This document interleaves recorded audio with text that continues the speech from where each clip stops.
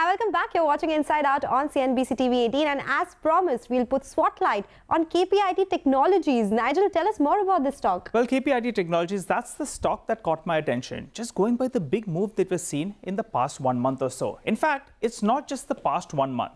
If you're looking at it in the past year or so, well, the stock is up nearly around 4 times. That's much better than an already outperforming IT index.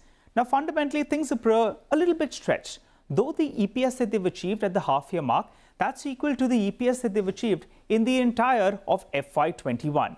Then why is the street excited? Well, KPIT Technologies is not the traditional vanilla technologies business, but its focus is on auto engineering R&D. It does business with 10 out of the top 15 OEMs. The company helps the OEMs with the implementation of next-generation technologies for future mobility roadmap. It is an independent software development and integration partner, helping mobility leapfrog towards clean, smart, and a safe future. Now, brokerage house Goldman Sachs, they expect R&D spending on CASE technologies at the top 10 global auto R&D spenders to triple from around $20 billion now to around $60 billion by FY26. Okay, so CASE, that is an interesting terminology that you use. It is a high-end auto technology company that, as you mentioned, Nigel. So break it up for us in terms of geography and the segments as well. Well, let's just do that. US and Europe, they account for around 40% each of its revenues. Asia accounts for around 20%. Now, its revenues are tilted towards passenger cars, but there has been traction seen even in the commercial vehicle segment, which is a smaller part of their business. Okay, so the focus is on auto basically. So tell us, what does the company do and break the revenue in that sense? Okay, all right. Now, the powertrain accounts for a large part of their business. And powertrain is the mechanism that transmits the drive from the vehicle engine to its axle. To explain it simply, in a petrol vehicle, the focus is on kitna average dete hai. But in the EV world, the focus will be on the battery charging pace.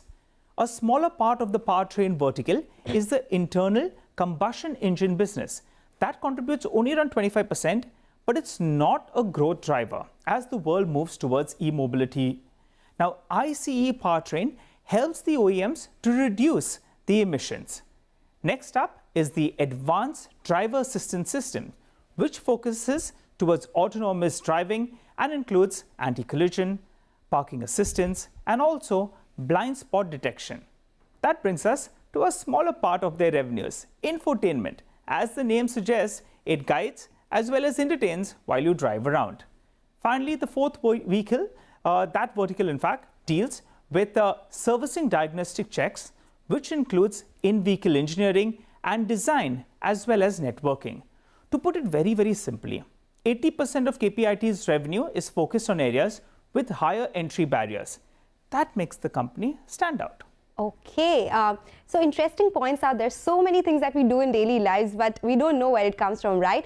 But Nigel, give us a sense of the recent big orders that the company has won. Well, there have been a few actually. You know, KPIT won a multi-million-dollar strategic engagement from a leading European car manufacturer in the electric powertrain domain. Now, this pans out for close to around 5 years of software development and integration work. The total deal value is more than $50 million.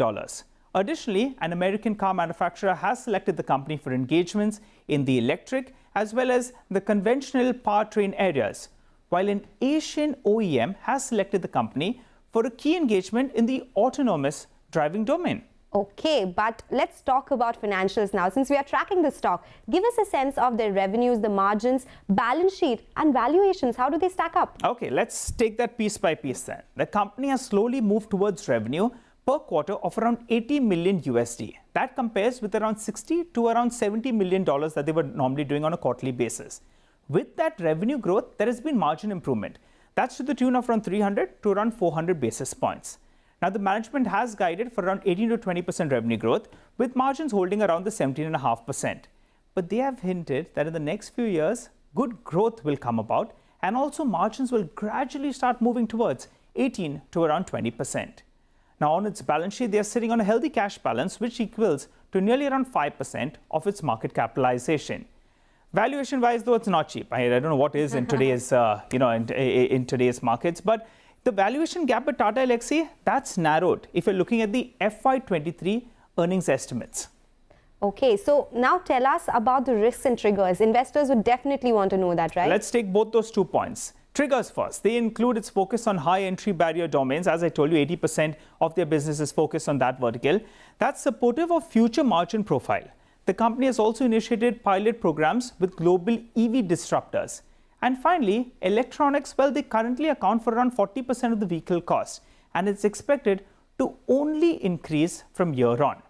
Moving to the risk then, in terms of verticals, where KPIT specializes, it requires qualified talent, and that's rather scarce as of now. If in case attrition picks up, then that could represent some kind of disruption to KPIT's business. Another risk could be in the form, what if OEMs decide to increase their fixed cost spending on technology and they try to do things in-house rather than outsource business? And finally, since we mentioned that most of KPIT's revenues are coming in from non-INR currencies, well, there's a currency risk as well. Thank you so much, Nigel, for explaining KPIT Technologies to us. The stock has seen a one-way move, and this explains why and what happened with KPIT Technologies. But with that, we've run out of time on this episode of Inside Out. It's a goodbye from Nigel and I. Stay tuned to CNBC TV 18. But you do write to us and tell us about companies you want us to discuss and you want to learn more about. We'll feature these on our show.